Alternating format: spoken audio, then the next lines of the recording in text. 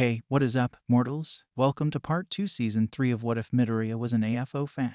I just wanted to greet you guys by just saying, sit back and relax, you're in for a treat. So, we begin. Plans had been set in motion, reports had been issued. The game was about to begin and its players, the heroes of the world, the League of Villains and the Shy Hisekai. Due to the troubles of heroes in training quitting and returning to civilian status after All Might's demise was broadcast worldwide and All for One made his reappearance to the world. Japan was forced to initiate the hero conscription program.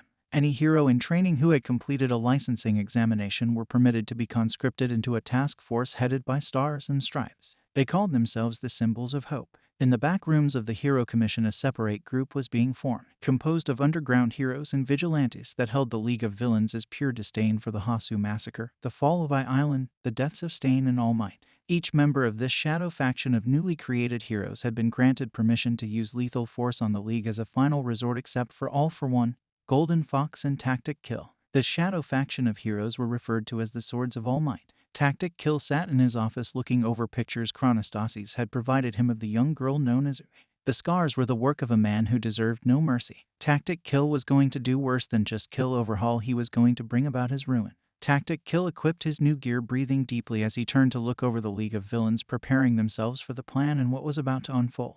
Tactic Kill wandered through a warp gate flanked by his friends and family, all donning their villain aliases: Golden Fox, Feedback, Dabai, Mind Terror, Spinner and Spectre, who was turning invisible before she crossed over. A group of villains emerged in a meeting room, coming face to face with Overhaul, the 8 Bullets and some of his Yakuza thugs. I thought we were going to have a one-on-one conversation, Tactic Kill. Then again, I brought my own backup just in case. So I suppose we're of equal mindsets when it comes to treading lightly around people of power. Overhaul sighed, leaning back in his leather chair, narrowing his eyes at Tactic Kill and his entourage. What can I say? I wouldn't be alive if I didn't play the game tactically. Tactic Kill chuckled under his voice-altering helmet. Touché, Overhaul replied with a cold tone. So you want to work together? Why? Your league seems to have everything you could possibly need, so why would you need to align with us of all people? Although we're branded as villains, we're hardly the normal kind you're used to dealing with. Tactic Kill slowly sat down with Golden Fox on the couch across from Overhaul. Dabai stood beside Golden Fox and Feedback stood beside Tactic Kill. Mind Terror stood behind the group as Spinner leaned against a wall watching the Shy Hisekai closely, keeping his hands in his pockets. Suddenly Tactic Kill heard contact over his helmet from La Brava, giving him an update on the others' missions. Tactic, this is La Brava.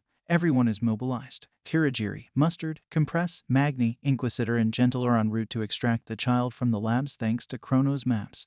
But we have a problem. Heroes. And they look serious. There are a lot of them, and from what Twice can see through his scope, their frontal assault force is being led by Mirko and Ryukyu, but there is a secondary assault force, Toga and Gremlin reported, and they're being led by Eraserhead and Sir Nightai. Please advise. Tactic Kill stood up abruptly and raised a hand towards Overhaul and pressed his helmet's earpiece. Thank you, La Brava. Have Kirigiri warp slaying Mantis and Pentagonist to Toga and Gremlin's position. Hold for further instructions. Overhaul, we have heroes about to assault this place. From what I've been informed, their strongest force is approaching the front gates of this compound.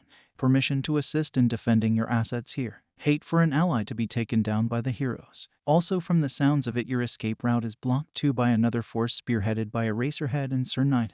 Tactic Kill stared down Overhaul as he delivered the news after dispatching his orders. HMPH. Fine, I'm going to assume they found our escape route via the use of Night Eye's quirk, but to be sure I'll comb my ranks for traitors once we're done, as should you. You all know what to do. Chrono, Tactic Kill, you're with me. We need to secure my research and pet project. If the heroes get their hands on either, we're both finished. Nodding, the trio departed the room. As the rest of the 8 Bullets left the room, Mimic remained behind and was about to use his shot of Trigger to enhance his quirk and merge with the underground hideout's walls, floors, and ceilings, only for his suit to be torn open by an unseen force as he looked around the room confused. A slice slowly began to cut along his throat. Gradually, Spectre appeared behind Mimic as his body slumped to the ground.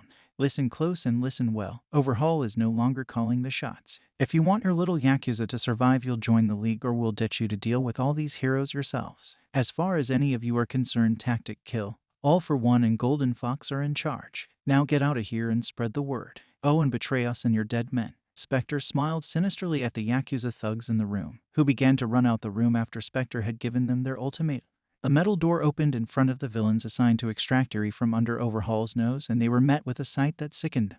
They'd all been brief on what Overhaul had been doing to this young girl, but this Overhaul wasn't a man. He was a monster who needed to be put down for his crimes. Yuri looked up at the group as Compress walked closer to her, kneeling carefully beside her bed. "Hello there, little one. Don't worry, we're not friends of Overhaul, nor shall we ever be, after seeing what he has done to you. Would you like to see a magic trick?" Compress gave a delicate tone as he approached Yuri. The small child nodded to him, and Compress pulled from his pocket 4 cards. He showed Yuri one of the cards and then shuffled them quickly. Once finished, he gestured for the little horn girl to select which card she thinks was the one she was shown. Yuri picked out a card, but it wasn't a match. Compress put the cards away and held up a finger as he pulled a card from behind her ear. It was a match, the Ace of Hearts, but she remained unfazed. No joy, no excitement, no wonder. Compress sighed as he held his breath whilst the room filled with Mustard's gas, slowly sending the girl into unconsciousness. Compress reached out towards the sleeping child as Mustard's quirk began to quickly disperse, only for Yuri to be snatched from in front of him, and a powerful punch smashed his mask off. Midroll, Adobe. This video is sponsored by Adobe. Adobe is redefining the digital experience through game-changing innovations that shape the next generation of storytelling. Adobe makes it easy to create, edit, and share digital documents securely, allowing you to collaborate and communicate across devices. Adobe Photoshop is your go-to application for raster graphics editing and digital art as a whole. At We The Celestials, all our thumbnails across every channel are created with Adobe Photoshop. Adobe Premiere Pro is a timeline-based and non-linear video editing software application that is versatile and easy for beginning and master editors. Finally, Adobe After Effects is the industry standard tool for digital visual effects, motion graphics, and compositing applications used in post-production. Many of our voice actors, audio editors, and video editors use Premiere Pro and After Effects to produce these high-quality videos. Click the link in the description to start creating now. And thank you to Adobe for sponsoring this video. "Power!" roared out a young hero who held Yuri tightly after almost knocking Compress out for the count in one hit. So teaming up with Overhaul's Yakuza, stealing his research and quirk wasn't enough for you villains. You want to kidnap this child too and do the same with her as Overhaul. Maybe worse, knowing your leaders. The extraction squad glared daggers at the hero. How dare he compare them to Overhaul? How dare he compare Izuku and All for One to Overhaul too? Watch your mouth. We are nothing like that abomination Overhaul. Now return Yuri to us so we may liberate her as we were tasked and be a true hero for once. Inquisitor pointed a bladed arm at the hero marked with the number 1,000,000. Yeah, I'd hardly call saving a little girl from a place like this kidnapping. Otherwise we may as well say you heroes are gonna kidnap her too. As for Overhaul, he'll get his karma from Tactic Kill. That's a promise. Magni growled in annoyance. Call it what you will. We have you right where we want you. Come quietly and things will go better for all of you. An angered and tired voice rang out from behind the villains. Behind them stood Eraserhead, Sir Night-Eye, Best Genist, Powerloader, Rocklock, and Suneater. Meanwhile, on the streets above, a battle raged on between the heroes and members of the Shy Hisekai, aided by a few Namu. Mirko went wild in battle, ignoring every Shy Hisekai thug and only fighting the Namu that had come to assist. Gang Orca shouted orders towards his vast number of sidekicks as they fought to overwhelm the thugs and Namu. Hawks and Ryukyu worked in tandem to provide air support, whilst the Wild Pussycats and Mount Lady helped from the ground, all combating the members of the 8 Bullets who had come to the surface as reinforcements. Kendo Rappa, Hekaji Tengai, Deidoro Sakaki, and Riki Akatsu came. About to activate his erasure quirk, Aizawa felt a stabbing pain in his back as he glanced behind him to see a madly grinning Suneater whose face began melting away, exposing Toga's face. Rocklock felt a slashing into his own back as green blades of hair stabbed into him from a smirking, slaying mantis. The other heroes scrambled to fight back against the surprise attack. Powerloader was forced into one of Gremlin's sticky ball traps by both Gremlin himself and Pentagonist. Giving a hand signal, the villains all quickly placed rebreathers on as Mustard unleashed a massive blast of his quirk into the enclosed area. The heroes were holding their breath and fighting blind. Just as clap, the voice of Melissa Shield roared out as she slammed her hands together, blowing the knockout gas away. Able to see, Night-Eye launched several weighted stamps at Mustard's head, knocking the villain out cold. Gradually, the villains were forced back, in the form of the real Suneater, Gran Torino, Snipe, and Ectoplasm rounding the corner. Kurogiri was forced to enact the backup plan Tactic Kill told him only to do as a final resort. A massive warp gate encompassed all the present heroes and villains, sending them all to a large open room in the Shy Hasekai hideout. A similar warp gate opened up, bringing an Overhaul. His 8 Bullets except for the deceased Mimic, Tactic Kill, and the rest of the League members except La Brava and Twice. Tactic Kill looked around, seeing that Kurogiri had fallen back on the last resort and noticing an injured Mustard. Tactic Kill was now less than pleased with these heroes. Time to hand out punishments for all their sins, and Overhaul was on that list too. The once proud leader of the Shy Hisekai grew irate and irrational, seeing Yuri in the arms of a hero. Overhaul went to charge the heroes wide-eyed. Overhaul's eyes began to glow black and green as he ran. Just like Tactic Kill's, the remaining 8 bullets could not see this detail. From their position, all they saw was Overhaul's back, and occasionally he'd be blocked from view by stone launching from the ground as he attacked the heroes. Tactic Kill stood back as he puppeted the man using the power of one for none. But as fun as this was, it was time to pull the final few strings. Overhaul called out as he fought against Sir Night-Eye and Lemillion, whilst the other heroes clashed with the League and the 8 bullets or 7 bullets given Mimic's demise. Tactic Kill. NGH. I'm leaving the group to you.